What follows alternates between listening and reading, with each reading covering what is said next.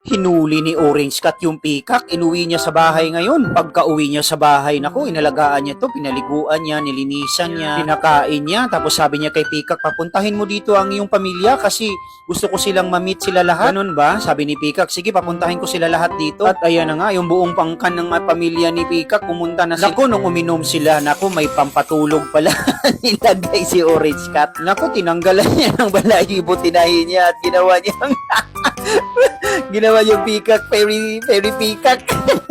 Tapos lipad dyan na lipad.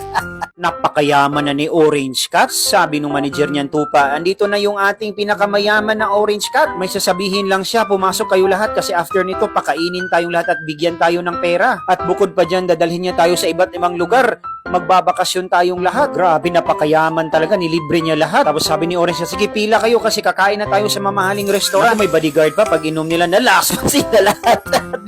Tinanggalan niya yung mga balahibo. Tapos binenta yung karne. Tapos mas lalo yung mayaman si Orange Cat. Ay! Pinasabog ni Orange Cat yung butas, nagsipaglabasan na yung mga daga. At nung lumabas, inuwi niya ito. Tapos nugasan niya, tapos kinarni niya lahat. Ibinalot niya ng dahon ng saging, tapos para masarap. Tapos inano niya to, pinakuluan. Tapos tinawagan siya si Hedgehog. Hedgehog, punta ka kasi may masarap akong pagpumunta naman si Hedgehog. Pagkain ni Hedgehog, naku, nalason. Tinanggalan ng balahibo. Ginawang damit ni Orange Cat. Tinawagan niya yung mga anak niya, punta kayo kasi para lulusog kayo. Sumali pala sa contest ng Dragon Boat.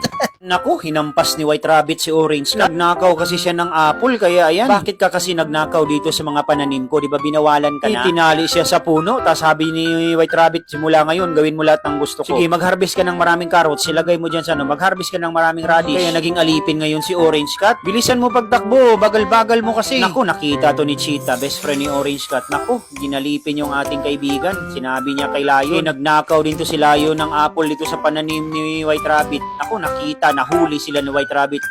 Na sinundan na sila, binuntutan. Nahuli sila ngayon, kinarni sila lahat, kawawa sila lahat.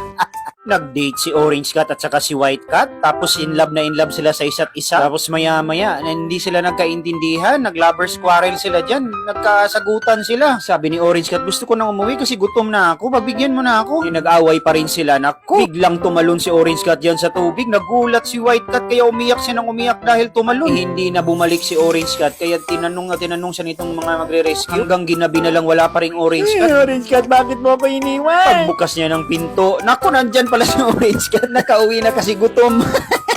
May tinawagan si Orange Cat, sabi niya, brother, punta ka dito kasi kakain tayo ng chicken soup. Sabi ni Pagong, okay, sige, punta ako dyan, pero wag mo akong kainin, punta ako dyan. Pagpunta ni Pagong, naka sports car pa. Pagdating niya, ayan na, kinatay na ni Orange